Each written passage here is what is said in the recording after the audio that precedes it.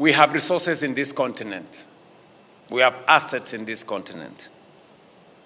We still continue to export our resources because sometimes we do not have the support from financial institutions to support our own processing, our own capacity. I want to implore on you as intelligence officers that as governments, as African governments, it is important for us to develop African financial institutions, to invest in African financial institutions. It is good to have the World Bank. It is good to have the IMF, but we need more capacity. We need to put more money in Afri-Exim Bank, Africa Finance Corporation, Africa Development Bank, Trade Development Bank, multinational African institutions. I will tell you why.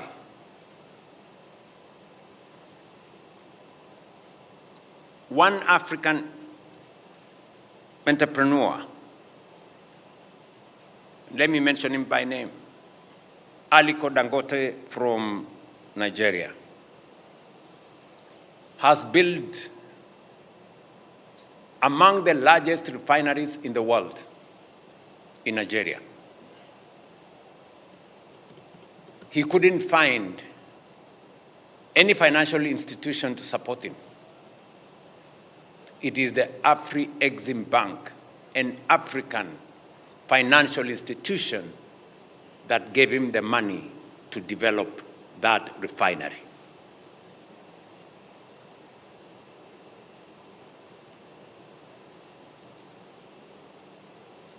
I want you to go and find out.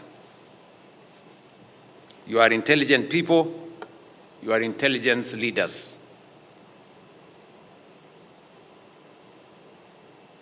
Why that was the case.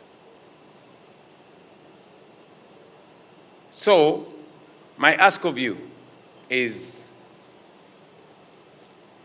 we need to put our money in building the capacity of African financial institutions. That is how we are going to develop this continent.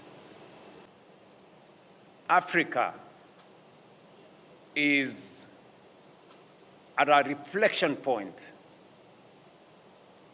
because Africa will have a quarter of the world's population will be living in our continent by 2050. And 2050 is just 20 years from now, 20-something years from now. We will have the largest workforce in the world coming from this continent. Because of the Africa Continental Free Trade Area, we will have the largest single market in the world in this continent. And we have resources and we have assets. We have 2/3 of the world's remaining arable land.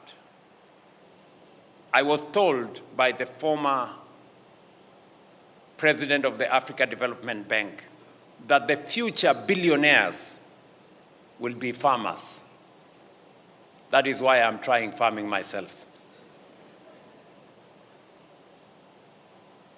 And aside from that, we have huge mineral and natural resources in our continent. It is both an opportunity and a risk. Because of what I have said about our continent, there is need for thought leaders. There is need for intelligence leaders to think about how we are going to organize ourselves. Your engagements here reflect a collective resolve to advance peace, strengthen stability, and accelerate progress across our respective countries, our continent, and very well beyond. I especially commend the Director General of the National Intelligence Service of Kenya for his leadership and the meticulous organization of this conference. The Mashariki platform continues to grow in stature and relevance, and the milestones achieved thus far are both notable and commendable. Over the past few days, you have engaged with depth and clarity on the realities shaping our security environment. You have critically examined a world defined by shifting geopolitical dynamics, rapid technological change, and the increasingly complex transnational threats. As we all know, these are not isolated developments. They are interconnected forces reshaping the global and continental security landscape. My colleagues, heads of state, gave me the assignment to work on the reform of the Africa Union institutions and organs to make them fit for purpose for a time as this, as we look into the future. I can tell you without an iota of doubt that Africa Union, as is today, is not fit for purpose, is not fit to provide the leadership that this continent needs going into the future. And therefore, there is need for the reform of the Africa Union. I am asking of you, as intelligence leaders, to assist us to figure out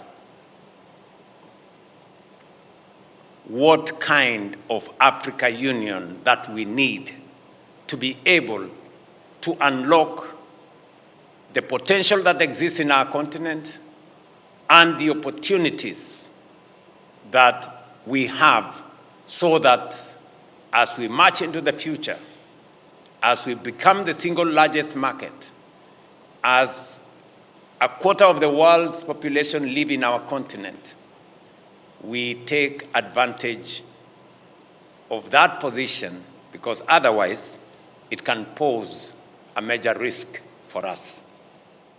And I want to tell you that there is a lot of resistance to the reform of the Africa Union.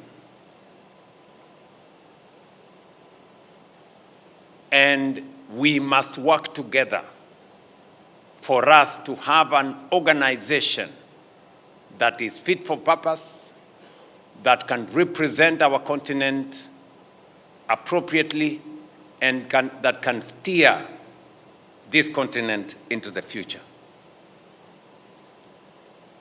My assignment to you is to assist us as leaders in this continent. And I know that many of you speak to leaders, presidents in our continent in some very personal way.